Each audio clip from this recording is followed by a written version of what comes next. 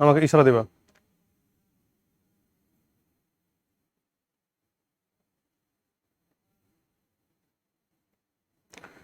বিসমিল্লাহির রহমানির রহিম। প্রিয় শিক্ষার্থীবৃন্দ, আসসালামু আলাইকুম।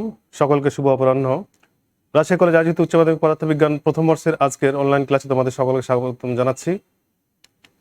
আজ আমরা পদার্থবিজ্ঞান প্রথম পত্রের মহাকর্ষ বিকর্ষ অধ্যায় 6ষ্ঠ অধ্যায়, এই অধ্যায়ে আমরা পড়ব। এর আগেও আমরা এই অধ্যায়ে ক্লাস নিছি। আজকে আমরা এই অধ্যায়ের 9ম ক্লাস। আমাদের আজকের পাঠ খুবই গুরুত্বপূর্ণ একটা পাঠ, কৃত্রিম উপগ্রহ বা আর্টিফিশিয়াল স্যাটেলাইট। আমরা স্যাটেলাইট সম্বন্ধে জানি এবং আমরা আজকে পড়ব হচ্ছে কৃত্রিম উপগ্রহ। তো কৃত্রিম উপগ্রহ পড়ার আগে আমরা বরাবরের মতোই পূর্বের ক্লাসগুলো আবার একটু দেখে নিব। আমরা গত ক্লাসে পড়েছিলাম মুক্তিবেগ, এসকেপ ভেলোসিটি। চেঞ্জ হয় না কেন? হ্যাঁ, মুক্তিবেগ। সেই মুক্তিবেগে আমরা রাশিমালা পাইছিলাম কি?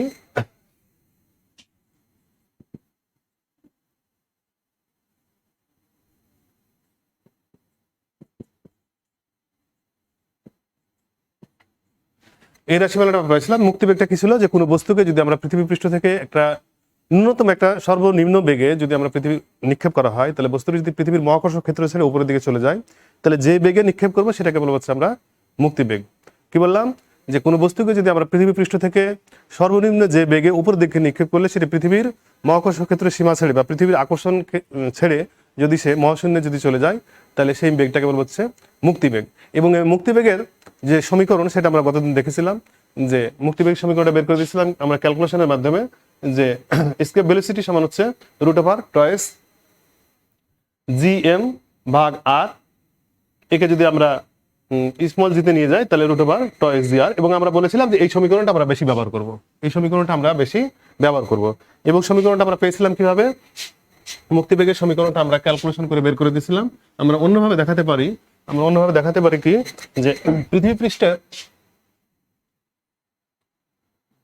এর ব্যাসার্ধ যদি r হয়, ক্ষেত্রের বাইরে বলছি যে এই ক্ষেত্রের বাইরে হচ্ছে অসীম, যদি বলা হয় যে এই পর্যন্ত পৃথিবী আকর্ষণ করতে পারে, এই পর্যন্ত পৃথিবী আকর্ষণ করতে পারে, এর বাইরে হচ্ছে আর আকর্ষণ করতে পারে না, তাহলে এটাকে বলছি আমরা অসীম। ক্ষেত্রের বাইরে হচ্ছে অসীম, যে পর্যন্ত তার আকর্ষণ সীমা থাকবে তার বাইরের অংশটাকে আমরা বলছি অসীম। তাহলে এখানে বলছিলেন যে পৃথিবী পৃষ্ঠে কোনো বিন্দুর বিভব কি পাইছিলাম আমরা? -gm। পৃথিবীর ভর যদি m হয় ভাগ হচ্ছে আর পৃথিবীর ব্যাসার্ধ যদি r হয়, তাহলে আমরা পাইছিলাম হচ্ছে -gm ভাগ r। এই -gm ভাগ r অর্থ কি? যে ভূপৃষ্ঠের কোনো বিন্দুর বিভব এত বলতে আমরা এই যে gm ভাগ r বলতে বুঝি যে একক ভরের বস্তুকে অসীম থেকে ক্ষেত্রের ভিতরে কোনো বিন্দুতে নিয়ে আসতে যে পরিমাণ কাজ করতে হবে, ক্ষেত্রের বাইরে থেকে মানে অসীম থেকে একক ভরের কোনো বস্তুকে ওই বিন্দুতে নিয়ে আসতে যে পরিমাণ কাজ করতে হবে সেটাকে বলেছি আমরা মহাকর্ষী বিভব। সেটা কত? gm। m হচ্ছে পৃথিবীর ভর ভাগ হচ্ছে আর পৃথিবীর ব্যাসার্ধ। আচ্ছা, এখন যদি m ভরের বস্তুকে যদি আমরা নিয়ে আসি অসীম থেকে, অসীম মানে ক্ষেত্রের বাইরে, ওই m ভরের যদি বস্তুকে নিয়ে আসি তাহলে হচ্ছে আমরা একটা স্মল m লিখবো। একক ভরের বস্তুকে হলে -gm ভাগ r। এখানে m হচ্ছে বড় হাতের ক্যাপিটাল M পৃথিবীর ভর, আর স্মল mটা হচ্ছে ওই বস্তুর। যদি m ভরের বস্তুকে নিয়ে আসি তাহলে যে পরিমাণ কাজ করতে হবে সেই কাজটা হচ্ছে এটা। তাহলে এখানকার বিভব হচ্ছে এটা। অনুরূপভাবে কি বললাম যে m ভরের বস্তুকে পৃথিবী পৃষ্ঠে একটা বিন্দুতে নিয়ে আসতে কি পরিমাণ কাজ করতে হবে? এই পরিমাণ কাজ করতে হবে। অসীম থেকে পৃষ্ঠের উপর নিয়ে আসলাম। এখন যদি পৃষ্ঠ থেকে যদি অসীমের দিকে নিয়ে যাই তাহলে একই পরিমাণ কাজ করতে হবে, কিন্তু দিকটা হচ্ছে আলাদা হয়ে যাবে। gmm ভাগ হচ্ছে r। তাহলে আমরা পৃষ্ঠ থেকে অসীমে যদি নিয়ে যাই কোনো বস্তুকে, তাহলে আমাকে কি পরিমাণ কাজ করতে হবে? এই পরিমাণ। আর মুক্তিবেগটাই বলছে যে পৃষ্ঠ থেকে কি করতে হবে? যে অসীম নিয়ে যেতে যে পরিমাণ কাজ করতে হবে, তার জন্য যে গতিটা দিতে হবে, গতিশক্তি দিতে হবে, এই গতিশক্তি দেওয়ার জন্য যে বেগ দিতে হবে সেই বেগটা হচ্ছে মুক্তিবেগ। তাহলে আমরা পৃথিবী পৃষ্ঠ থেকে কোনো বস্তুকে যদি আমরা এই পরিমাণ কাজ করে বাইরের পৃষ্ঠে নিয়ে যেতে পারি, তাহলে প্রথমে কি করতে হবে? একটা গতিশক্তি দিতে হবে। এই গতিশক্তি সমান কত? আমরা জানি 12 mv²। এখানে ভি লিখলাম কি? মুক্তিবেগ। তার কারণ যেহেতু সে পৃথিবীর পৃষ্ঠ ছেড়ে চলে যাবে, তাই জন্য সেই বেগটা হচ্ছে মুক্তিবেগ। তাহলে এখন আমরা লিখতে পারি যে এই পরিমাণ গতিশক্তি দেওয়া যায়, তাহলে সে এই পরিমাণ কাজ করতে পারবে। তাহলে কত? 12 m সমান হচ্ছে gm আর আমরা অন্যভাবে গতদিন ক্যালকুলেশন করে দেখেছিলাম, আমরা এখান থেকে করতে পারি। দেখো এখানে mm কাটা যাবে বস্তুর ভর, তাহলে VE সমান হচ্ছে টয়েস gm ভাগ হচ্ছে r √, বা এটাকে আমরা লিখতে পারি 2gr। এটা হচ্ছে মুক্তিবেগের রাশিমালা আমরা গতদিন পাইছিলাম, যে পৃথিবী পৃষ্ঠ থেকে কোনো বস্তুকে যদি আমরা উপরে নিয়ে যেতে পারি, পৃথিবীর ক্ষেত্রে সীমা যদি বের করে আমরা নিয়ে যেতে পারি, সেটাকে হচ্ছে আমরা মুক্তিবেগ। আমরা গতদিন পড়েছি। আজকে আমরা এই সংক্রান্ত একটা সৃজনশীল প্রশ্ন দেখব। তোমার এখানে সমস্যা নাকি, যাচ্ছে না কেন? আচ্ছা, চাঁদে কোনো বায়ুমণ্ডল নেই কেন? আমরা মুক্তিবেগের মাধ্যমে এটা ব্যাখ্যা করব। মুক্তিবেগের মাধ্যমে এটা হচ্ছে ব্যাখ্যা। আমরা গতদিন বলেছিলাম যে নাইট্রোজেন, অক্সিজেন, হাইড্রোজেন এই গ্যাসগুলোর আরএমএস ভেলোসিটি বা রুট মেন স্কয়ার ভেলোসিটি, এটা আমরা দশম অধ্যায়ে পড়বো। এই চ্যাপ্টারের দশম অধ্যায় গ্যাসের গতিতত্ত্ব, এখানে যে পড়বো যে তাদের গড় বর্গমূল বেগ মানে একটা হাইড্রোজেন, অক্সিজেন, নাইট্রোজেনের গ্যাসের অণুগুলো আছে, সেই অণুগুলোর যদি বেগ ধরো C1, C2, C3, বিভিন্ন গ্যাসের ভিতরে প্রচুর অণু থাকে, সেই অণুগুলোর বেগ একটা ধরলাম C1, একটা C2, C3, এগুলোর বর্গের গড় মানের ধরো হচ্ছে n সংখ্যক আছে, বর্গমূলকে বলা হয় আরএমএস ভেলোসিটি। গ্যাসের মূল গড় বর্গবেগ RMS, root mean square velocity. মূল আচ্ছা, মূল মানে হচ্ছে রুট, গড় বর্গ, গড় হচ্ছে কি বর্গের গড়মূল, তাহলে মূল গড় বর্গবেগ।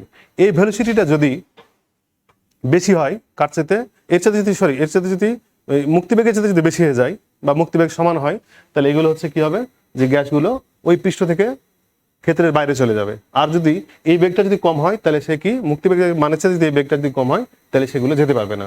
আচ্ছা, গ্যাসের অণুগুলো তাহলে বলা হচ্ছে হাইড্রোজেন, অক্সিজেন, নাইট্রোজেন এই গ্যাসগুলোর মূল গড় বর্গবেগ পৃথিবীর ক্ষেত্রে পৃথিবীর মুক্তিবেগ কত? 11.2 কিলোমিটার পার সেকেন্ড। পৃথিবীর ক্ষেত্রে এই মুক্তিবেগটা হচ্ছে 11.2 কিলোমিটার পার সেকেন্ড।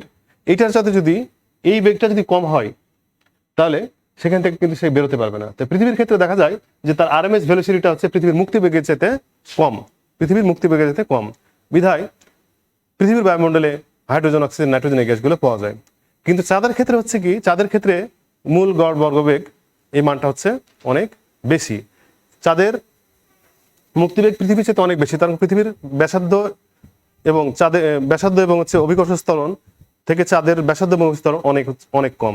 চাঁদের ক্ষেত্রে কত? 2.4 কিলোমিটার পার সেকেন্ড চাঁদের মুক্তিবেগ।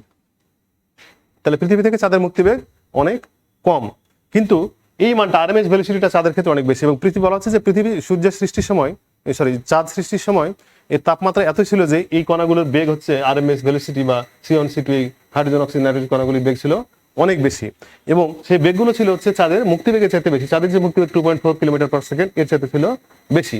এই বেশি থাকার কারণে সেগুলো হচ্ছে চাঁদের পৃষ্ঠ থেকে তার ক্ষেত্রের বাইরে চলে গেছে, মানে চাঁদের যে অভিকর্ষ মহাকর্ষ ক্ষেত্র, সেই ক্ষেত্র থেকে বাইরে চলে গেছে। এই কারণে চাঁদে কোনো বায়ুমণ্ডল নাই। তাহলে আমরা কি শিখলাম, যে মুক্তিবেগটা যদি ওই গ্রহের জন্য মুক্তিবেগ, তার যে কণাগুলোর বেগ, তার সাথে যদি মুক্তিবেগটা যদি বেশি হয়, তাহলে সেগুলো যেতে পারবে না। আর মুক্তিবেগের সাথে যদি সেগুলো যদি বেশি হয়ে যায়, তাহলে সেই পৃষ্ঠ থেকে ওই কণাগুলো বাইরে চলে যাবে এবং সেখানে তার কোনো অস্তিত্ব পাবে না। ওই জন্য চাঁদের কোনো বায়ুমণ্ডল নেই বা চাঁদে কোনো মানুষ বসবাস করতে পারে না।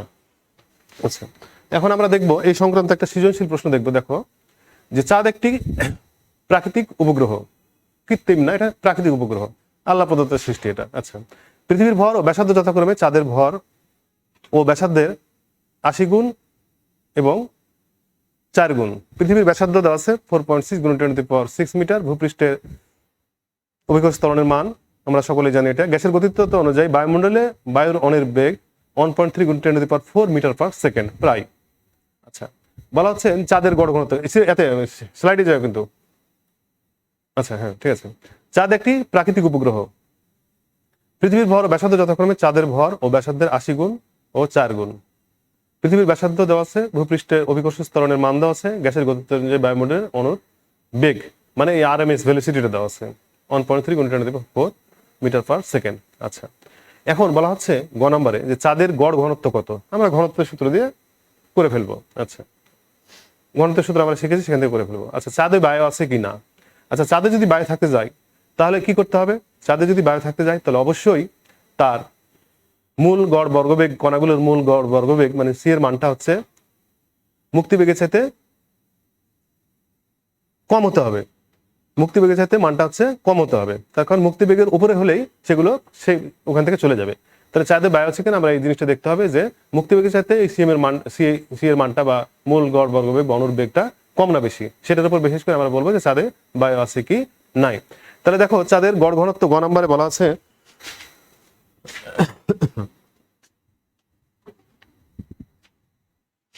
চাঁদের গড় ঘনত্ব গ নাম্বার আমরা জানি ভর সমান হচ্ছে আয়তন গুণন ঘনত্ব, ঘনত্ব সমান হচ্ছে এম ভাগ ভি সমান, এখানে খেয়াল করো এম এর মান দিলাম এখানে, আচ্ছা এখানে আয়তন হচ্ছে 4/3 পাই আর কিউব।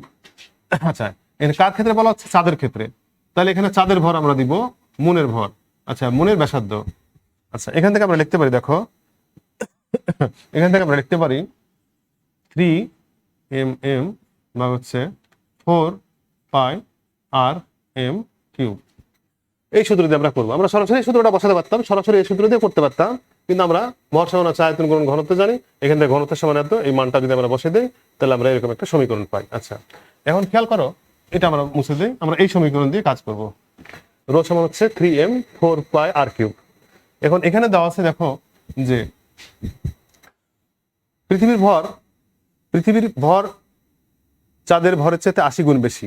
তাহলে আমরা যদি পৃথিবীর ভর যদি লিখতে যাই, দেখো যে পৃথিবীর ভর সমান হচ্ছে 80 চাঁদের ভর, তাহলে এখান থেকে আমরা লিখতে পারি পৃথিবীর ভর চাঁদের ভরের চাইতে 80 গুণ বেশি। তাহলে এখান থেকে আমরা লিখতে পারি, দেখো যে mm সমান আমরা লিখতে পারি মি ভাগ হচ্ছে 80, এটা লেখা যায়। আচ্ছা এখানে আমাদের দেওয়া আছে পৃথিবীর ব্যাসার্ধ এবং হচ্ছে অভিকর্ষ ত্বরণ দেওয়া আছে, শুধু পৃথিবীর ব্যাসার্ধ এবং অভিকর্ষ ত্বরণ। আমরা জানি জি সমান হচ্ছে জি সমান হচ্ছে জি এম, এই দুটো কনস্ট্যান্ট ভাগ হচ্ছে আর ই স্কয়ার, অভিকর্ষ ত্বরণের রাশিমালা। তাহলে এখান থেকে আমরা জিএম এম ই, এখানে ধরো হচ্ছে এম লিখবো আমরা এখন, অবশ্যই এখানে আমরা লিখবো হচ্ছে পৃথিবীর যেহেতু আমরা এটা পৃথিবী লিখতে পারি পৃথিবী। এখান থেকে দেখো এম এর মানটা কত দেওয়া আছে, এম ই সমান হলো আর স্কয়ার জিই ভাগ হচ্ছে জি, আর স্কয়ার জিই ভাগ হচ্ছে জি। তাহলে এখান থেকে আমরা লিখতে পারি এম সমান হচ্ছে এম এর মান হলো জি আর ই স্কয়ার ভাগ 80 জি। আচ্ছা এটা আমরা কেন করলাম খেয়াল করো, আমরা এটা দেওয়া আছে যে পৃথিবীর ভর চাঁদের ভরের চাইতে 80 গুণ বেশি। আচ্ছা বেশি, এখন তাহলে আমরা চাঁদের, আমার যেহেতু ঘনত্ব বের করতে বলছে চাঁদের ক্ষেত্রে, তাহলে চাঁদের ভর বের করবো। চাঁদের ভর করতে গেলে আমাদের চাঁদের ভর দেওয়া নয়, আমাদের পৃথিবীর ভর প্রশ্নের মধ্যে দেওয়া নয়। পৃথিবী দেওয়া আছে কি যে ব্যাসার্ধ এবং হচ্ছে অভিকর্ষ ত্বরণ। এখান থেকে যদি আমরা ব্যাসার্ধ এবং অভিকর্ষ ত্বরণ আমরা বের করে নেই, জি সমান আমরা এই সমীকরণ জানি, এই সমীকরণ থেকে আমরা হচ্ছে এমই সমান হচ্ছে বের করে নিব। এখন আমরা যদি এখানে মানগুলো যদি বসাই, দেখো এখানে জি এর মান দেওয়া আছে 9.8 গুণন হচ্ছে আর এর মান দেওয়া আছে ব্যাসার্ধ 6.4 গুণন 10⁶ মিটার। আচ্ছা এরপরে 80 গুণন জি এর মান 6.67 গুণন 10⁻⁻11, এটা আমরা জানি জি এর মান 6.67 গুণন 10⁻⁻11 newton metre square per KG. মানগুলো যদি আমরা বসে দেই তাহলে একটা আমরা মান পাবো, সেই মানটা হচ্ছে তোমরা ক্যালকুলেশন করে দেখবা, সেই মানটা পাবো হচ্ছে 7.52 গুণন 10⁻20, 7.52 গুণন 10⁻22 এত কেজি। তাহলে আমরা চাঁদের ভর বের করে নিলাম। আচ্ছা এবার চাঁদের ব্যাসার্ধ যদি আমরা যাই, বোর্ডে থাকো, হ্যাঁ চাঁদের ভর আমরা বের করলাম। এখন যদি আমরা চাঁদের ব্যাসার্ধ বের করতে যদি যাই, চাঁদের ভর তাহলে আমরা পেলাম হচ্ছে, আমরা এখানে লিখে নিই এম সমান হলো 7.52 গুণন 10⁻22 এত কেজি। এটা আমরা চাঁদের ভরটা বের করে নিলাম। এবার আমরা হচ্ছে চাঁদের ব্যাসার্ধ বের করব। চাঁদের ব্যাসার্ধের ক্ষেত্রে অঙ্কের ক্ষেত্রে বলছে, দেখো অঙ্কের ক্ষেত্রে বলছে যে চাঁদের ব্যাসার্ধ পৃথিবীর ব্যাসার্ধের আর ই সমান হচ্ছে 4 আর এম। তাহলে এখান থেকে যদি আমরা আর এম করতে যাই তাহলে লিখবো হচ্ছে আর ই ভাগ 4। সেখান থেকে আমরা আর এর মান দেওয়া আছে 6.4, এটা দেওয়া আছে, অঙ্কে দেওয়া আছে 10⁶ ভাগ হচ্ছে 4 সমান, আমরা যদি মানটা বের করে নেই তাহলে 1.6 গুণ 10⁶, 1.6 গুণ 10⁶ মিটার। তাহলে আমরা আর এম এর মান এবং হচ্ছে এম এম এর মান আমরা পেয়ে গেলাম। এখন যদি আমরা ক্যালকুলেশন করি, এইখানে সমীকরণে বসে দেই, সমীকরণটা কত ছিল, 3 গুণন এম এম এর মান হচ্ছে 7.52 গুণন 10⁻22 গুণন 4 গুণন 3.14 গুণন হচ্ছে আর এম এর মান 1.6 গুণন 10⁶ কিউব। এখানে যদি আমরা ক্যালকুলেশন করি তাহলে ঘনত্বের মান পাবো 4.3 গুণন 10⁻2, 4.3 গুণন 10⁻2, 4.3 গুণন 10⁻3 KG per metre cube, 10⁻3 KG per metre cube. এই মানটা আমরা পাবো ক্যালকুলেশন করে, সবগুলো মান হচ্ছে আমরা বসিয়ে দিব, তারপরে আমরা যে মানটা পাবো সেটা হচ্ছে এই মান। তোমরা একটু ক্যালকুলেশন করে দেখে নিবা যে মানটা হচ্ছে কত আসে। 4.3 গুণ 10⁻3, এখানে কিউব আছে। আচ্ছা, তাহলে আমরা ঘনত্বের মানটা পেয়ে গেলাম। সে কিভাবে করলাম, যে এম এর মান এবং হচ্ছে আর এম এর মানটা আমরা বের করলাম, চাঁদের ভর এবং চাঁদের ঘনত্ব বের করে নিলাম। এটা খুব সোজা জিনিস, তোমরা এখানে বসালে পারবা। এরপর দেখো ঘনত্ব আমরা করলাম, এরপরে আমরা ঘ নাম্বারে দেখবো চাঁদে বায়ুমণ্ডল আছে কিনা। চাঁদে যদি বায়ুমণ্ডল থাকতে যায় তাহলে কি বললাম, যে চাঁদের আমার বের করতে হবে যে মুক্তিবেগ, চাঁদের মুক্তিবেগ কত হচ্ছে সেটা বের করতে হবে। তাহলে চাঁদের পৃষ্ঠে মুক্তিবেগ আমরা ভি এম দ্বারা প্রকাশ করি। চাঁদের পৃষ্ঠে মুক্তিবেগ ভিএম সমান আমরা লিখবো হচ্ছে √, জি যেহেতু ছিল আমরা জি দ্বারা বের করবো, টয়েস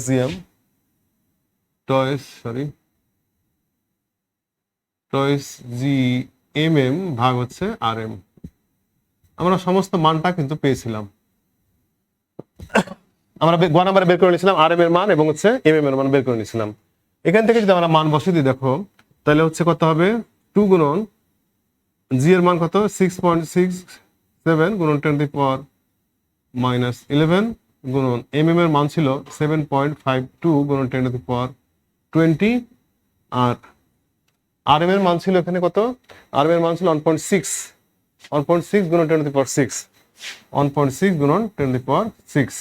এটা যদি আমরা ক্যালকুলেশন করি তাহলে যে মানটা পাবো সেটা হচ্ছে 2.5 গুণন 10⁻2 মিটার পার সেকেন্ড, 2.5 গুণন 10⁻2 মিটার পার সেকেন্ড। আচ্ছা, এখানে খেয়াল করো 2.5 গুণন 10⁻2 মিটার পার সেকেন্ড। এখানে সি এর মানটা ছিল কত আমাদের, আমরা এখানে তুলনা করব কার সাথে, যে মূল গড় বর্গবেগের সাথে তুলনা করব। সি এর মান ছিল কত, এখানে আমরা এপাশে লিখি, এপাশে আমরা লিখবো হচ্ছে সি সমান ছিল 1.3 গুণন 10⁻4 মিটার পার সেকেন্ড, 1.3 গুণন 10⁻4 মিটার পার সেকেন্ড ছিল,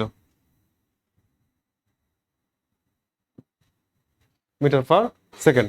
আচ্ছা, এবং ভিএম এর মান পেলাম কত, ভিএম সমান পেলাম হচ্ছে চাঁদের মুক্তিবেগ 2.5 গুণন 10⁻2 মিটার পার সেকেন্ড। এটা তোমরা ক্যালকুলেশনটা একটু দেখে নিবা, এরকমই হবে হয়তো, নিজেরা করে দেখবা।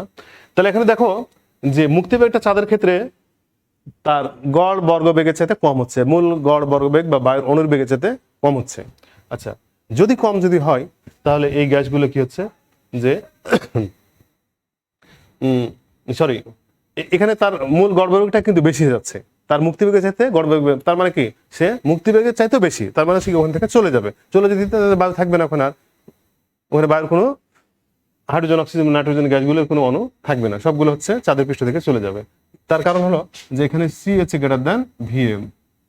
যদি ভিএমটা যদি বেশি হতো, মুক্তিবেগটা যদি তার মূল বর্গবেগের চাইতে যদি বেশি হতো তাহলে কিন্তু বায়ুমণ্ডলে হাইড্রোজেন অক্সিজেন এই কণাগুলো থাকতো, কিন্তু যেহেতু তার অণুর মূল গড় বর্গবেগটা হচ্ছে বেশি, এই কারণে হচ্ছে সে ওখানে চাঁদে কোনো বায়ুমণ্ডল থাকবে না, বিধায় চাঁদে মানুষ বসবাস করতে পারবে না। এটা হচ্ছে এই প্রশ্নের উত্তর। তাহলে আমরা প্রথমে এটা কিভাবে বের করবো, যে চাঁদের আগে মুক্তিবেগটা বের, মুক্তিবেগের সাথে তুলনা করে আমরা দেখবো যে মুক্তিবেগ বেশি না বাইরে অনুবেগ বেশি। অনুবেগ বলতে বলে দিলাম যে মূল গড় বর্গবেগ আরএমএস ভেলোসিটি। তাহলে প্রিয় শিক্ষার্থী, তোমরা বুঝতে পারছো যে আমরা কিভাবে সৃজনশীল প্রশ্নটা করলাম, এবং মুক্তিবেগ সম্বন্ধে আরো অনেক সৃজনশীল প্রশ্ন আছে, তোমরা দেখবা।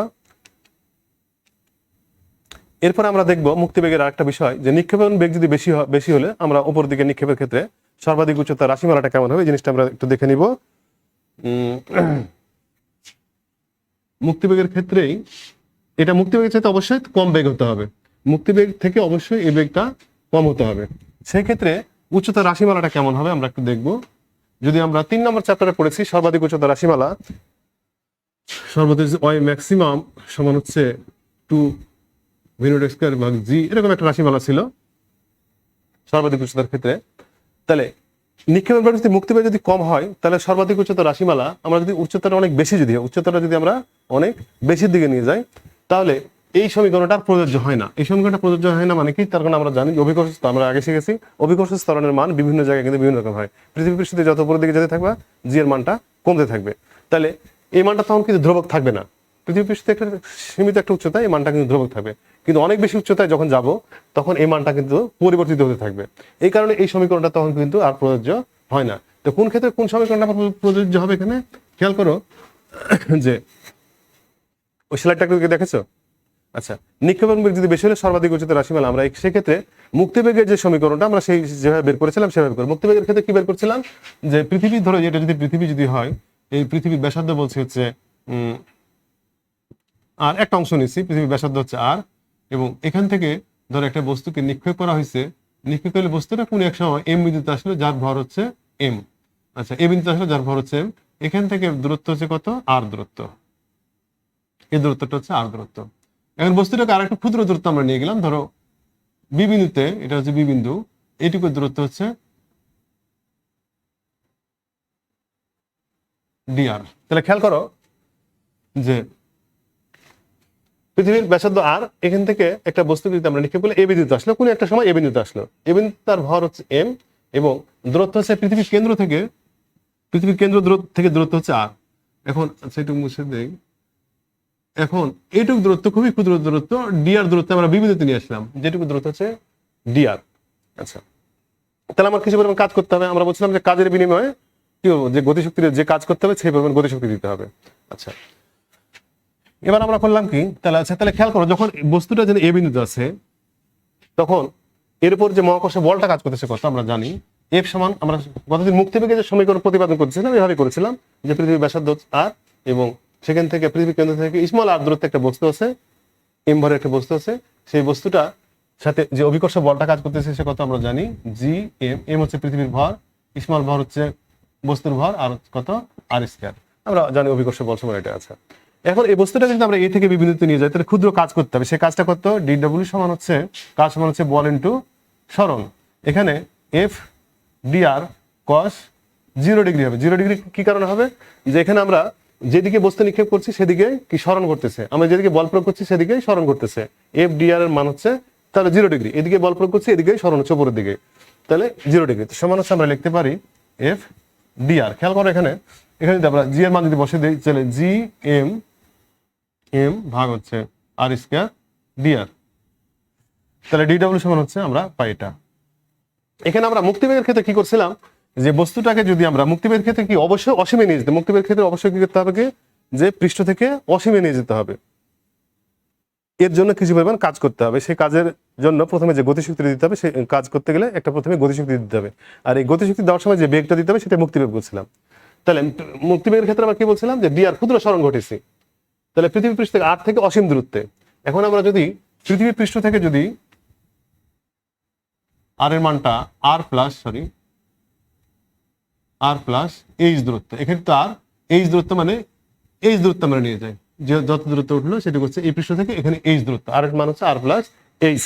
তাহলে খেয়াল করো, তাহলে আমার কাজ করতে হবে কত, ডব্লিউ সমান হচ্ছে, আমরা ইন্টিগ্রেশন করব ডিডব্লিউ যদি নাও, আচ্ছা তাহলে ইন্টিগ্রেশন করব কত, জি এম এম ভাগ আর স্কোয়ার ডিআর, লিমিটটা কত হবে? লিমিটটা হচ্ছে কি, আমরা তো পৃথিবীর কেন্দ্র থেকে মারতে হবে না, পৃষ্ঠ থেকে, মানে আর থেকে আর প্লাস এইচ দূরত্বে, পৃথিবীর পৃষ্ঠ থেকে আমরা কোথায় নিয়ে যাবো? আর প্লাস এইচ দূরত্বে।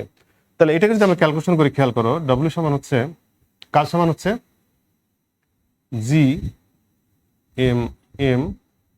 আচ্ছা, এখানে আমরা যদি ইন্টিগ্রেশন করি তাহলে আর মাইনাস টু প্লাস ওয়ান আর এখানে মাইনাস ওয়ান আসবে, তাহলে এখানে একটা মাইনাস চলে যাবে, আর এটা ইন্টিগ্রেশন থাকবে কত? আর প্লাস এইচ ভাগ হচ্ছে আর। ইন্টিগ্রেশন তোমরা সবাই শিখেছো যে এগুলো হচ্ছে কনস্ট্যান্ট, তারপরে 1 ভাগ আর স্কোয়ার যদি উপরে নিয়ে যায় তাহলে আর মাইনাস টু হবে, আর ইন্টিগ্রেশন যখন কমপ্লিট হয়ে যাবে তখন প্লাস ওয়ান যোগ হয়, যে পাওয়ারটা থাকে তার সাথে প্লাস ওয়ান যোগ হয়, তাহলে মাইনাস টু প্লাস ওয়ান, এবং এইটুক যে পাওয়ারটুক থাকবে সেই পাওয়ারটুক নিচে আসবে, মাইনাস টু প্লাস ওয়ান মানে মাইনাস ওয়ান, এই মাইনাস ওয়ানকে আমরা সামনে নিয়ে আসলাম। আচ্ছা, এখন আমরা দেখো এখানে আমরা করব কি, মাইনাস জি এম এম, এখানে হচ্ছে কত? 1 ভাগ আর, এখানে আর প্লাস এইচ আর নিচে হচ্ছে আর। এদিকে যদি আমরা ক্যালকুলেশন করি, মাইনাস এম এম, আচ্ছা এখানে 1 ভাগ আর প্লাস এইচ মাইনাস 1 ভাগ আর। খেয়াল করো যে ডব্লিউ সমান এখানে আমরা মাইনাস জি এম এম, এখানে আমরা যদি আর প্লাস এইচ লসাগু করে এটা, তাহলে আর মাইনাস হচ্ছে এইচ সমান, খেয়াল করো এখানে আর আর কেটে যাবে, মাইনাস এইচ থাকবে, মাইনাসে plus G M M H ভাগ হচ্ছে R into R plus H. তাহলে আমরা কাজ পাচ্ছি কি, পৃথিবীর পৃষ্ঠ হতে একটা নির্দিষ্ট দূরত্ব, সর্বাধিক উচ্চতার দূরত্ব এইচ, সর্বাধিক উচ্চতায় অনেক উপরে, যেটা মুক্তিবেগের সাথে মহাকর্ষ ক্ষেত্রের ভিতরের ঘটনা, মহাকর্ষ ক্ষেত্রের বাইরে না, সেখানে নিয়ে যেতে আমার এই পরিমাণ কাজ করতে হবে। Sorry, G M M H ভাগ হচ্ছে R into R plus H, এই পরিমাণ কাজ করতে হবে। আচ্ছা, এই পরিমাণ কাজ যদি করতে যায় তাহলে আমাকে কি গতিশক্তি প্রদান করতে হবে, আর এই গতিশক্তিটা কত? এই গতিশক্তির বিনিময়ে এই পরিমাণ আমরা কাজ করতে পারবো, আর এই গতিশক্তি সমান হচ্ছে হাফ এম ভি স্কয়ার। তার কারণ এই পরিমাণ কাজ করতে গেলে প্রথমে আমাকে হাফ এম ভি স্কয়ার একটা গতিশক্তি দিতে হবে। আচ্ছা, এই গতিশক্তি স্কয়ার সমান হচ্ছে, আমরা তাহলে লিখতে পারি এখানে দেখো যে জি এম এম এইচ সমান হচ্ছে, এপাশে আমরা টুটা গুণ করে দিতে পারি, আর এখানে লিখবো হচ্ছে আচ্ছা সরি, এম এম কেটে দেই, এম দুই পাশ থেকে কেটে দেই, তাহলে এখানে এমটা থাকবে না আর। আচ্ছা, এখন আমরা লিখতে পারি হচ্ছে r square v square plus হচ্ছে আর এইচ ভি স্কয়ার। এখান থেকে যদি আমরা এইচটা শুধু ক্যালকুলেশন করি, শুধু আমরা এখান থেকে এইচটা নিব, তাহলে আমরা লিখতে পারি এইচ সমান হচ্ছে, আমরা শুধু যদি ক্যালকুলেশনটা করে নেই তাহলে দেখো, খেয়াল করে দেখো, স্লাইডে যাওয়ার দরকার নাই। আচ্ছা, শুধু যদি এইচ নেই তাহলে আমরা লিখতে পারি হচ্ছে আর স্কয়ার ভি স্কয়ার ভাগ হলো টয়েস জি এম মাইনাস আর ভি স্কয়ার। এটুকু হচ্ছে সমীকরণ, সর্বাধিক উচ্চতা রাশিমালার সমীকরণ এটুক। আমরা যদি এটাকে আবার একটু ক্যালকুলেশন করতে চাই তাহলে লিখতে পারি, খেয়াল করো, এই সমান হচ্ছে r square v square twice G M minus হচ্ছে আর ভি স্কয়ার। এটুকু যদি আমরা একটু ক্যালকুলেশন করে নেই তাহলে ভি স্কয়ার ভাগ হলো টয়েস জি মাইনাস ভি স্কয়ার ভাগ হচ্ছে আর, এটুকু লিখতে পারি আমরা। দেখো এখান থেকে আমরা যদি আর স্কয়ারকে নিচে নামিয়ে দেই তাহলে জি এম আর স্কয়ারের মান হচ্ছে জি হবে, আর এখানে আর স্কয়ার যদি কেটে যায় তাহলে নিচে একটা আর থাকবে ভি স্কয়ার। তাহলে আমরা এটুকু লিখতে পারি, এই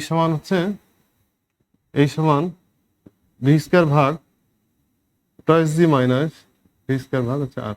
তাহলে সর্বাধিক উচ্চতা রাশিমালা যদি পৃথিবী পৃষ্ঠ থেকে অনেক বেশি উপরে হয় তাহলে সর্বাধিক উচ্চতা রাশিমালা হচ্ছে, আমরা সেটা কি মুক্তিবেগের সমীকরণ দিয়ে আমরা বের করলাম, মুক্তিবেগের যে সমীকরণ যেভাবে আমরা বের করছিলাম সেভাবে আমরা বের করতে পারি। তার কারণ হচ্ছে বেশি উচ্চতায় জি এর মানটা পরিবর্তন হয়ে যায়, ভি নট স্কয়ার ভাগ টয়েস জি, এই সমীকরণটা ছিল, সরি সমীকরণটা মানে এরকম ছিল, ভি নট স্কয়ার ভাগ হচ্ছে টয়েস জি, এই সমীকরণ ছিল। এই সমীকরণটা তখন সরি ভি নট স্কয়ার তো না, এখানে ওয়াই ম্যাক্সিমাম, তখন এই সমীকরণটার প্রযোজ্য হয় না। কারণটা কি, জি এর মানটা হচ্ছে তখন ভ্যারি করে, তখন আমরা এই সমীকরণ ব্যবহার করবো, সর্বাধিক উচ্চতা রাশিমালার ক্ষেত্রে এই সমীকরণ ব্যবহার করবো। তাহলে পরীক্ষা যদি আসে যে আমরা কোন একটি বস্তুকে অনেক বেশি উচ্চতায় অনেক বেশি উচ্চতায় নিক্ষেপ করলাম, সেই কত উচ্চতায় যাবে এবং বেগটা অবশ্যই মুক্তি বেগের সাথে কম বেগ হতে হবে, তাহলে আমরা এই সমীকরণ ব্যবহার করতে পারি। পৃথিবীর ব্যাসার্ধ দেওয়া থাকবে, অভিকর্ষজ ত্বরণ দেওয়া থাকবে, তাহলে আমরা এই সমীকরণটা ব্যবহার করতে পারি, বা এই সমীকরণ আমরা ব্যবহার করতে পারি। আচ্ছা, দুইটা সমীকরণ আমরা এখানে ব্যবহার করতে, এটাও ব্যবহার করতে পারি, আবার হচ্ছে এটাও ব্যবহার করতে পারি। এখানে ক্যালকুলেশনের মাধ্যমে আসছে বিধায় এখানে জি এর মানের সাথে একটা সম্পর্ক করা আছে। আচ্ছা, এরপর আমরা দেখবো, দেখো যে সেই আমাদের বিখ্যাত যেটার জন্য আমরা আজকে এসেছি, স্যাটেলাইট বা কৃত্রিম উপগ্রহ, বা যে পড়াটা আমাদের মেন টপিকে ছিল, এটা হচ্ছে স্যাটেলাইট বা কৃত্রিম উপগ্রহ। আচ্ছা, স্যাটেলাইট বা কৃত্রিম উপগ্রহ, দেখো জিনিসটা আসলে কি।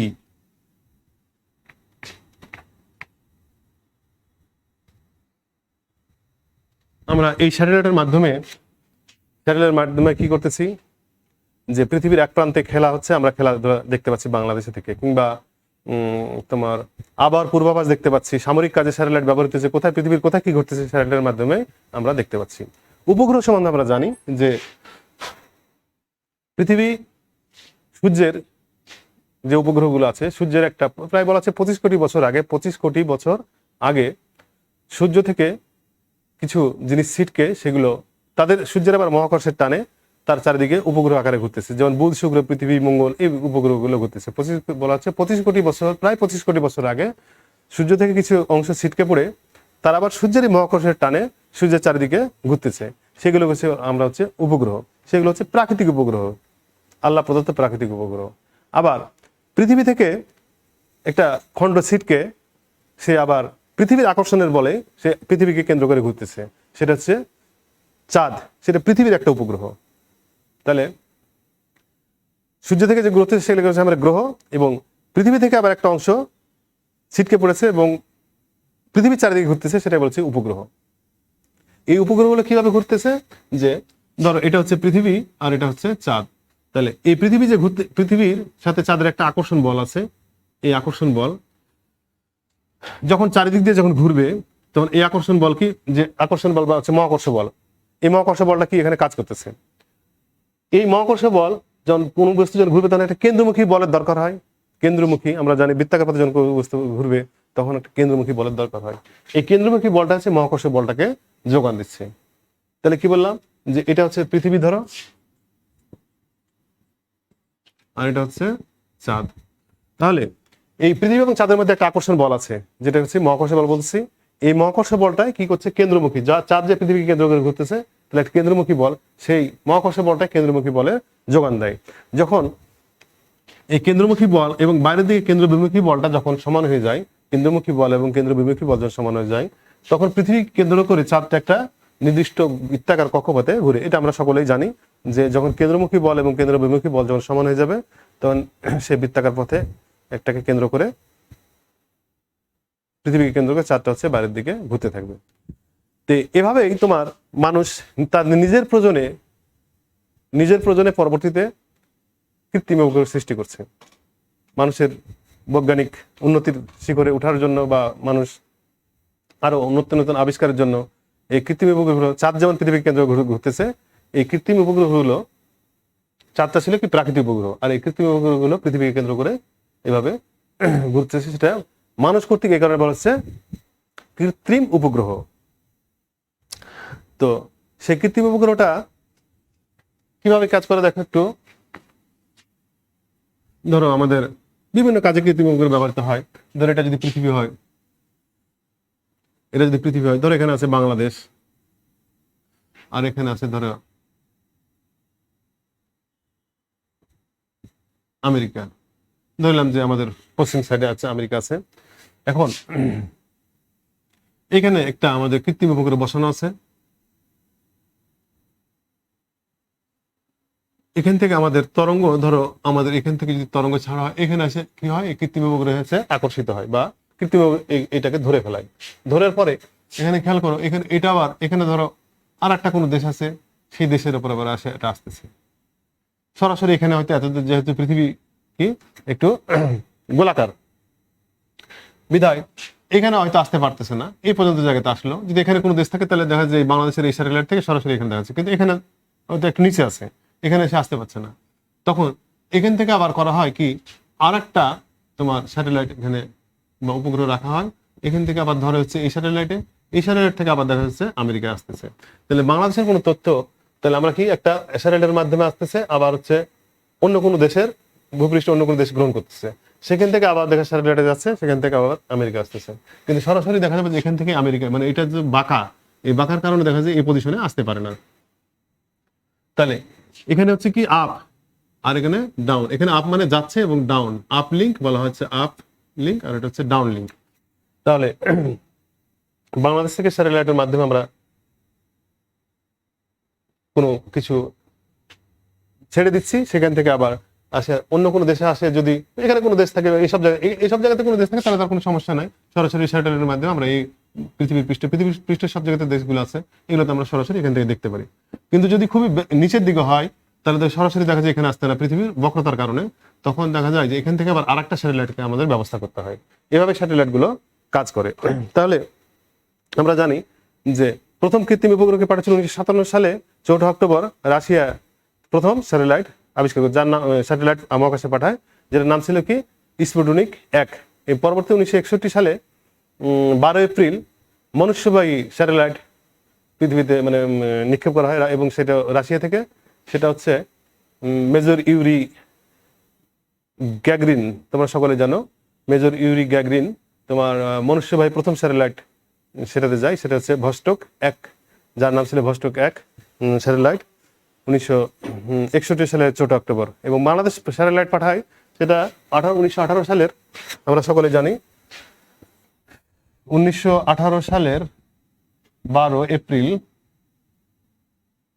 1918 সালের 12 এপ্রিল প্রথম স্যাটেলাইট মহাকাশে পাঠায়, যার নাম ছিল স্যাটেলাইট বঙ্গবন্ধু 1। এই স্যাটেলাইট ফ্লোরিডার কেপ কেনেডি স্টেশন থেকে পাঠানো হয়, সকলে তোমরা এটা জানো, 1918 সালের 12 এপ্রিল। এবং সেটা কক্ষপথে পৌঁছায় 1918 সালে, হ্যাঁ সরি 2018, সরি আমার বলতে লিখতে ভুলেছে, হ্যাঁ 2018 সালের, হ্যাঁ 2018 সালের 22 এপ্রিল 2018 সালের 22 এপ্রিল কক্ষপথে পৌঁছায়। এই স্যাটেলাইটটা 2018 সালের 22 এপ্রিল কক্ষপথে পৌঁছায়। এবং এটা কত বাংলাদেশের মানে পৃথিবী পৃষ্ঠের উচ্চতা থেকে প্রায় 36,000 কিলোমিটার উপরে আছে। 36,000 পৃথিবী পৃষ্ঠ থেকে 36,000 কিলোমিটার উপরে আছে বঙ্গবন্ধু স্যাটেলাইট 1।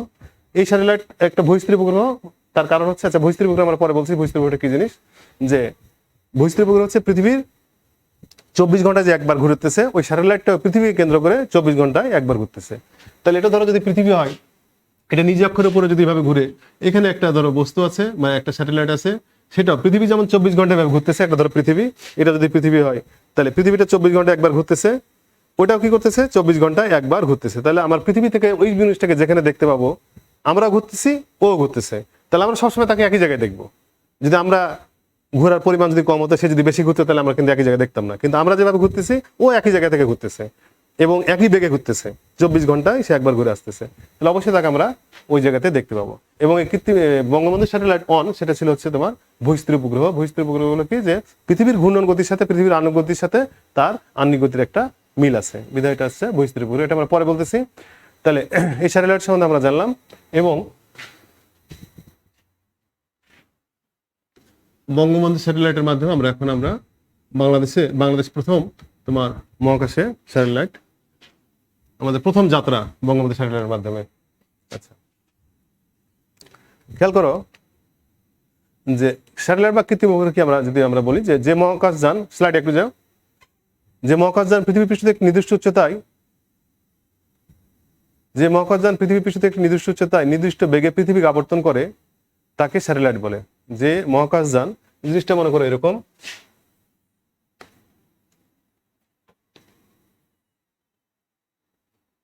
ধরে নিলাম যে তোমার এরকম, এটুক হচ্ছে ব্যাসার্ধ হচ্ছে আর, এটুক হচ্ছে যদি এইচ হয়,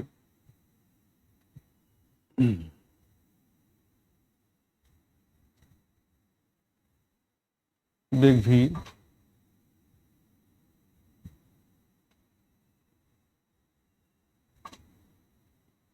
আচ্ছা,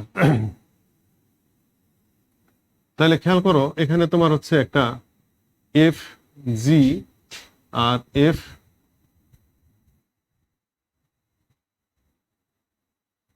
সি।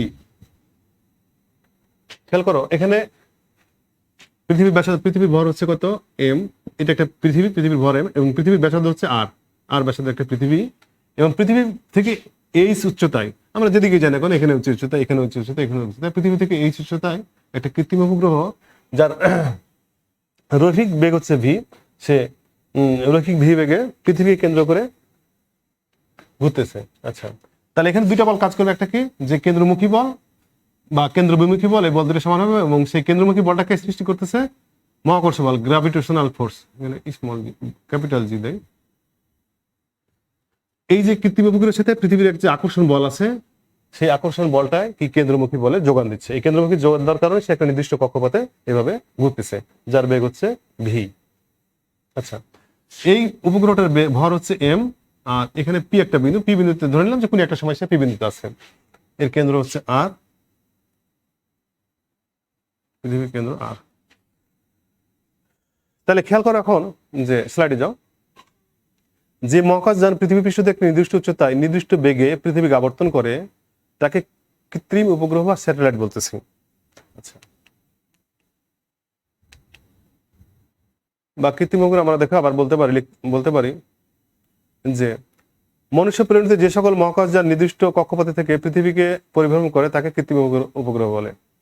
আচ্ছা, আমরা যেভাবে বলি না কেন, যে মহাকাশযান একটি নির্দিষ্ট উচ্চতা থেকে পৃথিবীকে কেন্দ্র করে তার চারিদিকে ঘুরতেছে সেটাকে আমরা কৃত্রিম উপগ্রহ বলছি, বা মনুষ্য সৃষ্ট যে সকল মহাশূন্য যান। ওখানে দেখো একটা ছবি দেওয়া আছে যে পৃথিবীর চারিদিকে একটা উপগ্রহ পৃথিবীকে কেন্দ্র করে ঘুরতেছে। এখানে দেখো আমরা স্যাটেলাইট ছবি দেখতেছি বা কৃত্রিম উপগ্রহ ছবি দেখতে পাচ্ছি। এখন আমরা দেখবো যে এই কৃত্রিম উপগ্রহের বেগটাকে, এই বেগ উচ্চতার সাথে একটা কিন্তু সম্পর্ক আছে। কৃত্রিম উপগ্রহের বেগটা আমরা কিভাবে নির্ণয় করতে পারি? খেয়াল করো যে কৃত্রিম উপগ্রহের বেগের ক্ষেত্রে, আচ্ছা এখান থেকে আমরা দেই, এখান থেকে আমরা লিখি, আর যদি ব্যাসার্ধ হয়, আচ্ছা এখানে আমরা লিখি এটুকু, যে পৃথিবীর কেন্দ্র যদি ও হয় আর ব্যাসার্ধ যদি আর হয়, তাহলে খেয়াল করো যে এই যে পি বিন্দুতে স্যাটেলাইট আছে যার ভর হচ্ছে এম, এখানে আমাদের একটা কি হয় কেন্দ্রমুখী বলের সৃষ্টি হয়। সেই কেন্দ্রমুখী বল আমরা কি লিখি, এফ সি সমান হলো কত এম ভি স্কয়ার ভাগ হলো আর, এখানে আর মানে আর প্লাস এইচ, আর মানে হলো আর প্লাস এইচ, এটুকু দূরত্ব হচ্ছে এইচ, এটুকু দূরত্ব হচ্ছে আর প্লাস এইচ। তাহলে এটা হচ্ছে কেন্দ্রমুখী বা কেন্দ্রবিমুখী বল। আচ্ছা, এবার হচ্ছে এই যে এই বস্তুটার সাথে পৃথিবীর যে আকর্ষণ বল কাজ করতেছে, মানে গ্র্যাভিটেশনাল ফোর্স এফ জি সমান আমরা জানি কত জি এম, এম ভাগ হচ্ছে আর প্লাস এইচ স্কয়ার। দেখো এখান থেকে আমরা বলতে পারি যে এই বস্তুটার সাথে পৃথিবীর যে একটা আকর্ষণ বল কাজ করতেছে সেই বলটা হচ্ছে এটা, এটা আমরা লিখছি কি করতেছি কৃত্রিম উপগ্রহের বেগ।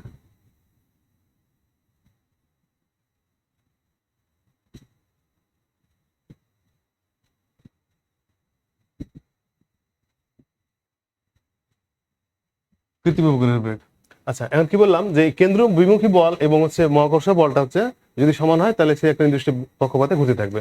তাহলে এফ ই সমান যদি এম জি হয়, এফ ই সমান সরি এফ জি হয়, তাহলে আমরা এখানে লিখতে পারি দেখো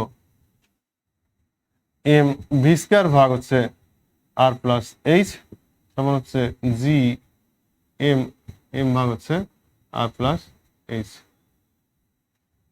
তাহলে এখান থেকে কৃত্রিমের ভর দুই পাশ থেকে কেটে যাবে, তাহলে থাকবে ধরো খেয়াল করো এখানে ভি স্কয়ার সমান হচ্ছে জি এম ভাগ হচ্ছে আর প্লাস এইচ, একটা কেটে যাবে এখান থেকে, একটা কেটে যাবে, তাহলে এটা থাকতেছে সমান আমরা লিখতে দেখা যাচ্ছে গো রুট ওভার জি এম ভাগ হচ্ছে আর প্লাস এইচ। তাহলে কৃত্রিম উপগ্রহটা কার উপর নির্ভর করতেছে?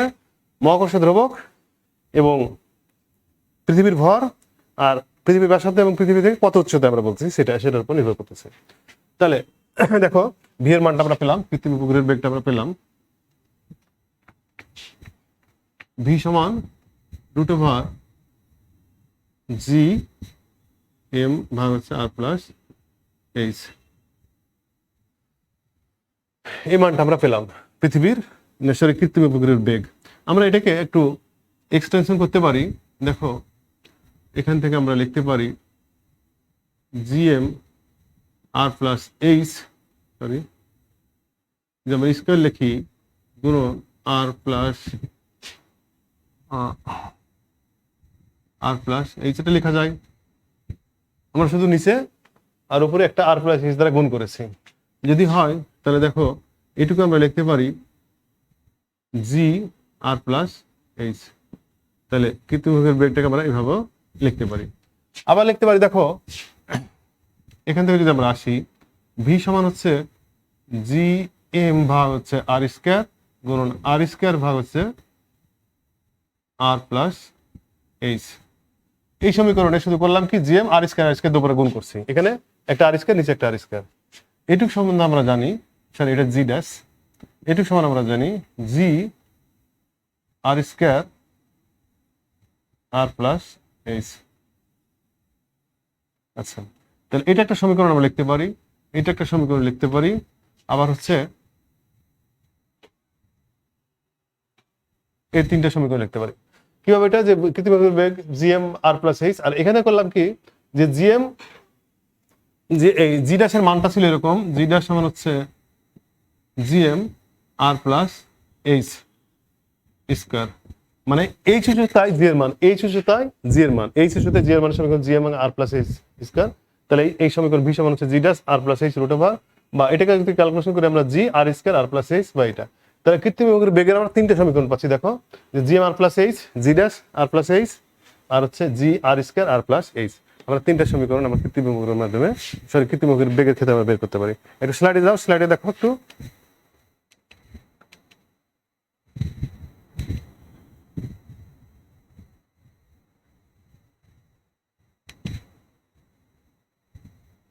দেখো কৃত্রিম উপগ্রহের কেন্দ্রমুখী বল যদি পৃথিবীর ব্যাসার্ধ যদি আর হয়, তাহলে এম ভি স্কয়ার আর প্লাস এইচ আমরা পাচ্ছি। আচ্ছা, ওখান থেকে দেখো পৃথিবীর ভর এম হলে অভিকর্ষ বলটা আমরা জিএম আর প্লাস এইচ স্কয়ার আমরা জানি। এখান থেকে এফ সি আর এফ সি এফটা যদি সমান করি, দেখো যে গতিসম অবস্থায় মানে কেন্দ্রমুখী বলটা মহাকর্ষ বল বা অভিকর্ষ বল হচ্ছে এখানে যোগান দিচ্ছে। তাহলে এখানে আমরা যদি ক্যালকুলেশন করে দেখো ভি সমান হচ্ছে রুট ওভার জিএম আর প্লাস এইচ, বা ওখান থেকে আমরা জিএম আর প্লাস এইচ, এখানে আর প্লাস এইচ দ্বারা উপরে নিচে গুণ করে দিলে জিএম আর প্লাস এইচ স্কয়ার, এটা হচ্ছে কি এইচ উচ্চতা অভিকর্ষ স্তর জি ড্যাশের মান, তাহলে জি ড্যাশ আর প্লাস এইচ। আবার যদি আমরা ক্যালকুলেশন করি তাহলে দেখো ভিতরে জি আর স্কয়ার আর প্লাস এইচ, আরটাকে যদি আমরা বের করে নিই তাহলে জি আর প্লাস এইচ, আমরা এটা ভাবে করতে পারি। তাহলে এটা আমরা পেলাম কৃত্রিম উপগ্রহের বেগ। এখন যদি আমরা কৃত্রিম উপগ্রহের পর্যায়কাল মানে কি, যে একবার ঘুরে আসতে কৃত্রিম উপগ্রহটা এক জায়গা থেকে আবার ওই জায়গাতে আসতে, যে ঘুরতেছে ওই জায়গায় আসতে যে সময় নেবে সেটাকে বলছি পর্যায়কাল। তাহলে কৃত্রিম উপগ্রহটার বেগ সমান আমরা লিখতে পারি, দেখো বেগ ভি সমান আমরা লিখতে পারি টয়েস পাই আর প্লাস এইচ ভাগ হচ্ছে টি। বেগ মানে পরিধি ভাগ হচ্ছে সময়, তার পরিধি কত, পরিধি হচ্ছে টয়েস পাই আর, আর মানে পৃথিবীর কেন্দ্র থেকে এইচ দূরত্ব পর্যন্ত পরিধি, মানে এখান থেকে এই পর্যন্ত তার পরিধি। তাহলে এইটুকু হচ্ছে আর, এটা হচ্ছে এইচ, এই পর্যন্ত তার পরিধি। এখান থেকে পি বিন্দু থেকে শুরু করে আবার যদি সে পি বিন্দুতে ফিরে আসে, পি বিন্দু থেকে শুরু করে আবার যদি পি বিন্দুতে সে ফিরে আসে, তাহলে তার পরিধি টয়েস পাই আর প্লাস এইচ, এবং পর্যায়কাল ধরে নিলাম যে হচ্ছে টি। তাহলে এখান থেকে খেয়াল করো, যদি আমরা স্কোয়ার করে দেই, টি স্কোয়ার সমান হচ্ছে 4 পাই স্কোয়ার আর প্লাস এইচ স্কোয়ার। তাহলে পর্যায়কাল যদি আমরা বের করি, দেখো এখানে হচ্ছে কত, টি স্কোয়ার সমান হচ্ছে 4 পাই স্কোয়ার আর প্লাস এইচ স্কোয়ার ভাগ হচ্ছে ভি স্কোয়ার মান কত, ভি সমান আমরা পাইছিলাম এখানে ভি সমান কত, জি এম ভাগ হচ্ছে আর প্লাস এইচ, এই মানটা আমরা পেয়েছিলাম বেগটা। তাহলে যদি স্কোয়ার হয় তাহলে জি এম ভাগ হচ্ছে আর প্লাস এইচ, ভাগ মানে হচ্ছে গুণ হচ্ছে আর প্লাস এইচ, জিএম ভাগ আর প্লাস এইচ, আর প্লাসটাকে এইচটাকে আমরা উপরে দিয়ে নিয়েছি। তাহলে এখান থেকে খেয়াল করো টি সমান আমরা পাবো হচ্ছে কত, পর্যায়কাল। তাহলে এখানে টয়েস পাই, এটা যদি আমরা এর ভিতরে রাখি আর প্লাস এইচ, এটা বের করে নিলাম স্কোয়ার, আর থাকবে হচ্ছে কত রুট ওভার আর প্লাস এইচ ভাগ হচ্ছে জিএম। তাহলে এটা পাচ্ছি আমরা পর্যায়কালের সমীকরণ, টয়েস পাই আর প্লাস এইচ রুট ওভার আর প্লাস এইচ ভাগ জিএম। আচ্ছা, একটু স্লাইডে দেখো আমরা কিভাবে আবর্তনকাল বা পর্যায়কাল পাচ্ছি। আচ্ছা, ভি সমান হচ্ছে ওমেগা আর, বা ভি সমান হচ্ছে টয়েস পাই আর প্লাস এইচ ভাগ টি, এখান থেকে আমরা দেখতে পারি। আর 3 নম্বর সমীকরণে ছিল বেগের মান রুট ওভার জিএম ভাগ আর প্লাস এইচ। এখান থেকে আমরা যদি ক্যালকুলেশন করি তাহলে টয়েস পাই আর প্লাস এইচ কিউব না রেখে আমরা বাইরেও আর প্লাস এইচটা বের করে নিয়ে শুধু ভিতরে আর প্লাস এইচটা রাখতে পারি, ভাগ হচ্ছে জিএম। এটাকে যদি আমরা ভিতরে দিয়ে দেই তাহলে আর প্লাস এইচ কিউব হয়ে যাবে, এটাকে ভিতরে দিলে আর প্লাস এইচ কিউব হয়ে যাবে। স্লাইডে গেছিল কি? হ্যাঁ, আচ্ছা। তাহলে দেখো এখান থেকে আমরা পর্যায়কালের সূত্রটা বের করতে পারি। এরপর আমরা দেখবো হচ্ছে যে কৃত্রিম উপগ্রহের উচ্চতা। আমরা কৃত্রিম উপগ্রহের উচ্চতা দেখবো, এটা হচ্ছে পর্যায়কাল।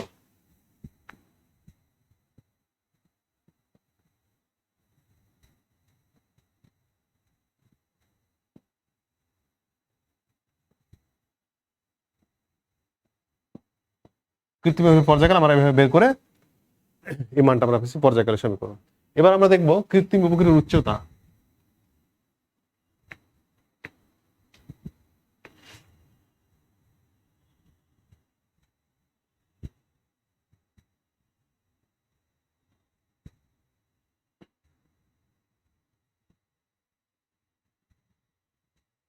কৃত্রিম উপগ্রহের উচ্চতা দেখো, আমরা এই পর্যায়কাল থেকে আমরা যদি শুরু করি, টি সমান দেখো টয়েস পাই আর প্লাস এইচ রুট ওভার আর প্লাস এইচ ভাগ হচ্ছে জিএম। খেয়াল করো যে আমরা কৃত্রিম উচ্চতা বের করবো, উচ্চতা পর্যায়কাল সম্বন্ধে আমরা এটা জানি।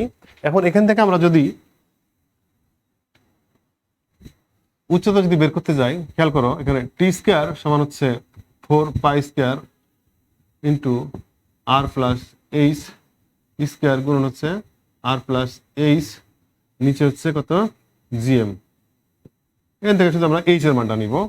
তাহলে এখান থেকে দেখো আমরা যদি এটাকে তুলে দেই তাহলে টি স্কোয়ার সমান হচ্ছে 4 পাই স্কোয়ার আর প্লাস এইচ কিউব ভাগ হচ্ছে জিএম। আমরা সেই যে পর্যায়কালের সমীকরণ, সেই সমীকরণ থেকে আমরা নিয়ে আসতেছি। এখন এখান থেকে খেয়াল করো যদি আমরা এইচ এর মান যদি বের করি তাহলে আর প্লাস এইচ কিউব সমান হচ্ছে পি স্কোয়ার জিএম ভাগ হচ্ছে 4 পাই স্কোয়ার, এটা লিখতে পারি। আচ্ছা, এখান থেকে আমরা যদি ধরো এটা মুছে দেই, এখান থেকে খেয়াল করো এখান থেকে হচ্ছে যে আর প্লাস এই সমান আমরা লিখতে পারি জি এম টি স্কোয়ার ভাগ হচ্ছে 4 পাই স্কোয়ার। আচ্ছা, কিউব যদি আমরা তুলে দেই তাহলে এখান থেকে লিখতে পারি হচ্ছে 1/3 সমান এই সমান আমরা লিখতে পারি G M T square 4 pi square 1/3 minus হচ্ছে আর। তাহলে দেখো এইচ এর মান সর্বাধিক উচ্চতা আমরা পাচ্ছি, এই সমান হচ্ছে জিএম টি স্কোয়ার 4 পাই স্কোয়ার আছে এখানে 1/3 মাইনাস হচ্ছে আর। কৃত্রিম উচ্চতা সমীকরণ মানে কৃত্রিম কত উচ্চতা আছে খেয়াল করে দেখো স্লাইডে। দেখো কৃত্রিম উচ্চতা আমরা কিভাবে পেতে পারি, পৃথিবী পৃষ্ঠ দেওয়া আছে, এইচ উচ্চতা দেওয়া আছে, এবং হচ্ছে কৃত্রিম উচ্চতা নির্ণয়ের জন্য 5 নম্বর সমীকরণকে বর্গ করে, 5 নম্বর মানে যে টি এর মান যেটা ছিল দোলনকাল বা পর্যায়কালের যে সমীকরণটা ছিল, এখান থেকে যদি আমরা ক্যালকুলেশন করি তাহলে হচ্ছে আমরা এই মানটা পাচ্ছি যে এই সমান হচ্ছে জি এম টি স্কোয়ার, মানে আমার পর্যায়কালের দরকার আছে এখানে, এবং হচ্ছে ভাগ 4 পাই স্কোয়ার 1/3 মাইনাস হচ্ছে আর। এটা হচ্ছে কৃত্রিম উপগ্রহের উচ্চতার সমীকরণ।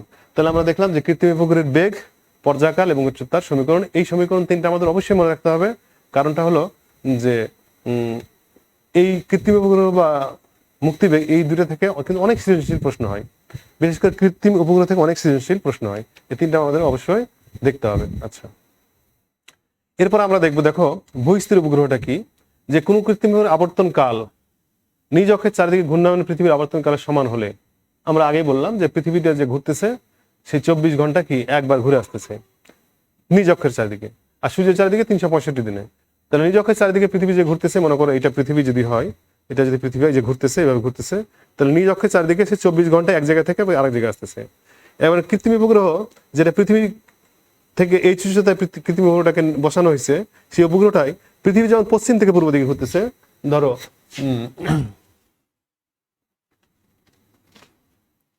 এটা যেমন ধরো পৃথিবী যদি আমরা বলি, এটা যদি বলে পৃথিবী, তাহলে এটা হচ্ছে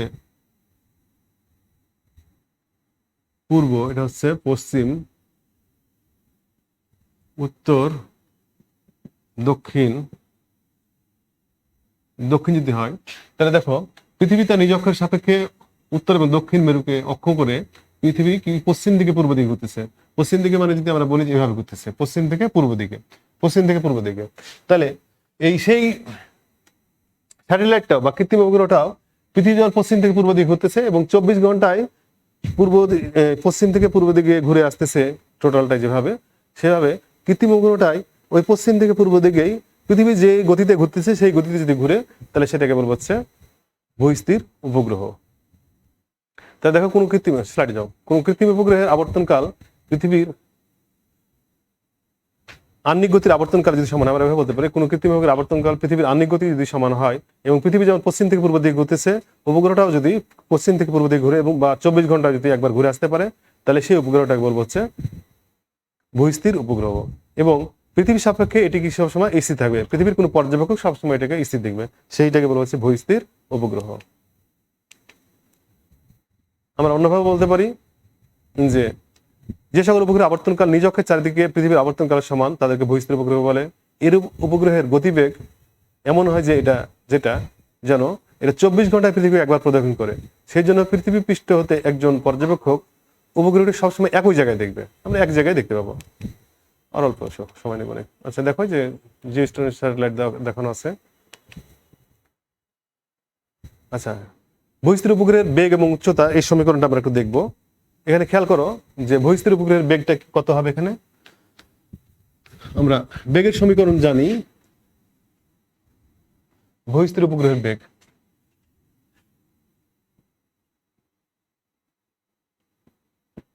ভূস্থির উপগ্রহের বেগ ভি সমান √GM R প্লাস এইচ। এখানে যদি আমরা মানগুলো বসে দেই, ধরো জি এর মান আমরা জানি, এম এর মান জানি, পৃথিবীর ভর, পৃথিবীর এম এর সমান কত আমরা জানি 6 গুণন 10⁻24 কেজি। আর সমান আমরা জানি, আর সমান হচ্ছে 6.4 গুণন 10⁻6 মিটার। আচ্ছা, এইচ এর মান ধরো ভূস্থির উপগ্রহের ক্ষেত্রে যদি 36,000 কিলো দেওয়া থাকে, তাহলে সেক্ষেত্রে তার বেগটা হচ্ছে 3.08 গুণন 10⁻3 মিটার পার সেকেন্ড। শুধু আমরা এখানে মানগুলো বসিয়ে দিব, জি এর মান আমরা সকলে জানি। এবং যদি উচ্চতার ক্ষেত্রে বলতে যাই, তাহলে উচ্চতার যে সমীকরণ, দেখো স্লাইডে যাও, আমি স্লাইড থেকে দেখে দেই। উচ্চতার যে সমীকরণ আমরা GM T² ভাগ হচ্ছে স্লাইডে, আচ্ছা GM T² ভাগ 4π² 1/3 মাইনাস আর, এখানে আর এর মান, জি এর মান, এম এর মান, টি এর মান, পর্যায়কাল যদি আমরা 24 ঘন্টা যদি বসাই, এখানে টি সমান কত হবে, টি সমান হচ্ছে 24 ঘন্টা। 24 ঘন্টা যদি হয়, তাহলে এটাকে আমরা সেকেন্ডে পরিণত করবো, করার পর আমরা যদি বসে দেই, তাহলে এই সমান পাবো হলো কত, GM T² ভাগ হচ্ছে 4π² 1/3 মাইনাস আর। এখানে যদি বসে তাহলে মানটা পাবো হলো কত, দেখো 3.6 গুণন 10⁻7 মিটার। আর এখানে বেগের মানটা পাবো হচ্ছে, এখানে বেগের মানটা পাবো 3.08 গুণন 10⁻3 মিটার পার সেকেন্ড।